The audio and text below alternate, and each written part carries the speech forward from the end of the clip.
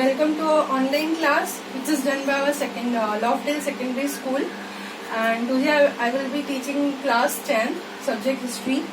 And of our first chapter, second topic, which is making of nationalism again. Making of nationalism in Europe. So, how we come to know कि nationalism कैसे आई होती है? What is the nationalism? आप लोगों को पता है, feeling and love for our nation और nation state के बारे में. तो पहले हम ये स्टार्ट करेंगे 1750 से. तो ये जो 18th सेंचुरी में आया तो ये नेशनलिज्म का आइडिया, और 18th सेंचुरी हम बात करेंगे 1750 से, और 1750 से लेके 1815 में वॉज नेपोलियन का राज था. और नेपोलियन का जो राज है वो 1815 में खत्म हो जाता है. जो बैटल होता है वाटरलू, आप लोग को मैंने बताया था कि नेपोलियन का वॉर होता है फोर कंट्री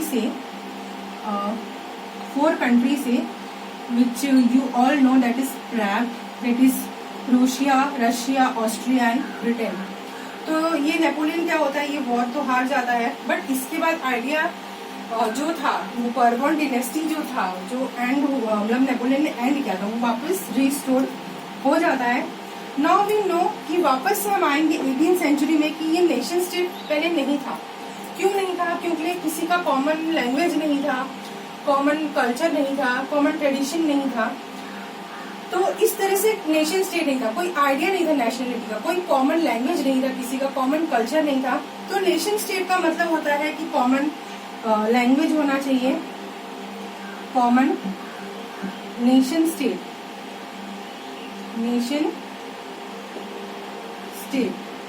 मतलब कॉमन लैंग्वेज हो, कॉमन कल्चर हो, ट्रेडिशन हो, हिस्ट्री हो. So the people share all this same ideology कि सबका सेम ये कॉमन लैंग्वेज, कल्चर, ट्रेडिशन और हिस्ट्री होना चाहिए, और ये कॉमन लोग सब लोग जो है ये सबके सारे एक होने चाहिए. तो ये जो नेशन स्टेट का आइडिया ये आया कहाँ से? क्योंकि पहले एक हैंड्सबर्ग एम्पायर था. हैंड्सबर्ग एम्पायर, ये एम्पायर कहाँ था? ये एम्पायर जो था ये ऑस्ट्रिया में था. ये एम्पायर जो था ये ऑस्ट्रिया में था. और यहाँ पे लोग जो थे, यहाँ पे फ्रेंच स्पीकिंग लोग थे, इटालियन स्पीकिंग थे, जर्मन स्पीकिंग लोग थे. तो यहाँ पे क्वेश्चन ये होता है कि नेशन स्टेट का आइडिया कब आया? ये नेशन स्टेट का आइडिया आया 1815 के बाद आया, और ये जो आइडिया आया ये पहला आइडिया यूरोप में आया.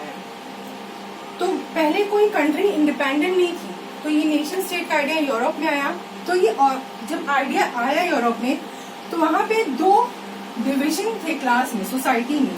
जो वहाँ की समाज थी, वहाँ की जो सोसाइटी थी, वहां पे दो डिविजन्स थे. So the first division is autocracy society. So ये जो यूरोप में क्लास थी, जो सोसाइटी थी, सोसाइटी वॉज डिवाइडेड. सोसाइटी जो थी यूरोप में वो दो क्लास में divided. So society was divided into class. तो फर्स्ट क्लास था ऑटोक्रेसी क्लास, जो कि हाईएस्ट क्लास होते थे. ये लोग हाईएस्ट क्लास थे. एंड ये लोग क्या थे? ये लोग बहुत रईस लोग थे, दे वर वेरी रिच. तो ये लोग क्या थे? रिच थे. और थर्ड ये लोग क्या थे? French speaking people. ये लोग फ्रेंच बोलते थे, फ्रेंच स्पीकिंग पीपल थे. तो जो हाईएस्ट क्लास थे वही लोग ही फ्रेंच स्पीक करते थे, लोएस्ट क्लास नहीं करते थे. And the second class was peasantry class. जो सेकेंड क्लास थी हमारी पीजेंट्री क्लास. पीजेंट्री मतलब कह सकते किसानों की क्लास. बहुत तो ये जो पीजेंट्री क्लास थी, एंड पहले देखते हैं ऑटोक्रेसी में ये लोग फोर्थ क्या थे? ये लोग स्मॉल ग्रुप में होते थे. ये लोग का क्या था? ये लोग की जो पॉपुलेशन थी ना बहुत स्मॉल थी. तो ऑब्वियसली जो रिच होते हैं उनकी पॉपुलेशन ऑब्वियसली स्मॉल होती है, थोड़े से लोग होते हैं. और ये लोग लैंड ओइंग क्लास भी थे, लैंड ओइंग भी थे। लैंड ओनिंग क्यों थे? क्योंकि इनके पास जमीनें ज्यादा थी, इसमें वो हाईएस्ट क्लास थे, रिच भी थे और फ्रेंच भी बोलते थे। और ये लोग क्या है, ये लोग एक दूसरे से ही मिले हुए रहते थे, मतलब कि ये लोग खुद की ही सोसाइटी में ही कनेक्टेड रहते थे, खुद के फैमिली मेंबर से कनेक्टेड रहते थे। ये लोग खुद के सोसाइटी में ही शादी वगैरह जो भी करते थे ये खुद के सोसाइटीज में ही करते थे। और फैमिली में इन लोग की क्या है, एक दूसरे से कनेक्टेड रहती थी। एंड इन लोग का जो सेम कल्चर रहता था अलग, इन लोग का अलग ट्रेडिशन रहता था, इन लोग की हिस्ट्री अलग रहती थी। सो ये लोग क्या है, एक तरीके से कह जाए कि राजा महाराजाओं के घर के दिस ऑटोक्रेसी सोसाइटी। अब ये जो पीजेंट्री क्लास है, ये किसानों की क्लास है, इनकी पॉपुलेशन भी काफी ज्यादा थी, मेजॉरिटी पॉपुलेशन थी। एंड थर्ड वन की ये लोग क्या थे, ये लोग कल्टीवेटेड लैंड की देखभाल करते थे। कल्टीवेटेड किसके लैंड में, ये लोग गरीब थे, ये लोग पुअर क्लास थे, तो लोग कल्टीवेटेड किसकी, ये लोग इनके लैंड्स की देखभाल करते थे। तो ये लोग कल्टीवेटेड लैंड्स का ख्याल रखते थे, देखभाल करते थे, और ये लोग पुअर भी रहते थे। तो ये दो सोसाइटी जो थी यूरोप में, ये दो क्लास में डिवाइडेड थी।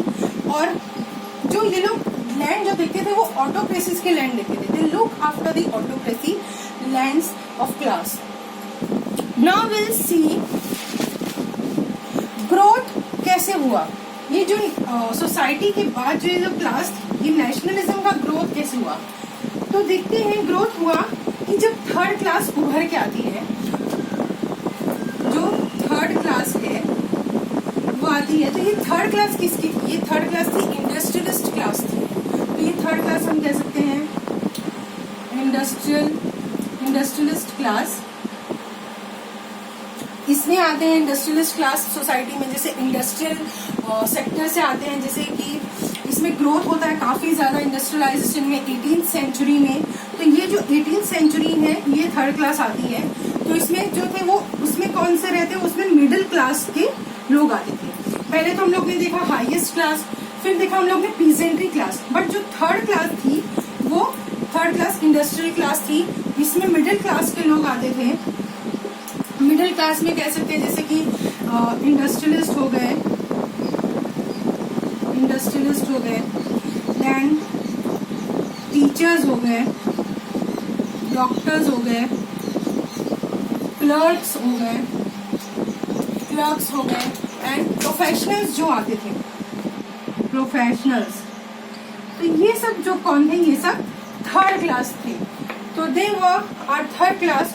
और इन्हीं लोग ने क्या किया, इन्हीं लोग की डिमांड थी कि एक कंट्री होना चाहिए, एक नेशन स्टेट होना चाहिए, और ये लोग चाहते थे कि सबका एक कॉमन लैंग्वेज हो, कॉमन कल्चर हो, और कॉमन ट्रेडिशन हो, और कॉमन हिस्ट्री हो। सो ये लोग ने क्या किया, ये लोग जो नेशन स्टेट चाहते थे, पहले तो इन लोग ने आइडिया लिया कि लिबरल नेशनलिज्म का। अब लिबरल नेशनलिज्म क्या होता है, और दूसरा आइडिया था इंडस्ट्रियल फ्रीडम का। अब थर्ड क्लास वालों का दो आइडियाज पे वो लोग ने काम किया कि नेशनलिज्म चाहिए। Two ideas of nationalism, first is liberal nationalism and second was industrial freedom. तो सेकेंड था इंडस्ट्रियल फ्रीडम। तो ये क्या है, इंडस्ट्रियल फ्रीडम मतलब कि आजादी मिले, कि आजादी से लोग रह सके।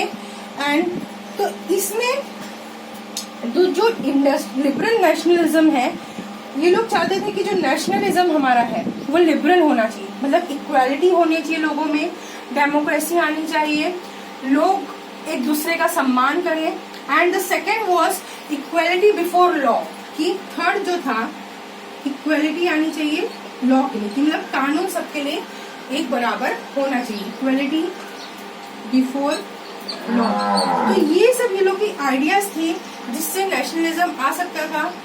एंड फोर्थ वन इज कि गवर्नमेंट जो होना चाहिए वो कॉमन, एक एग्रीमेंट पे गवर्नमेंट होना चाहिए, government should be based on agreement. So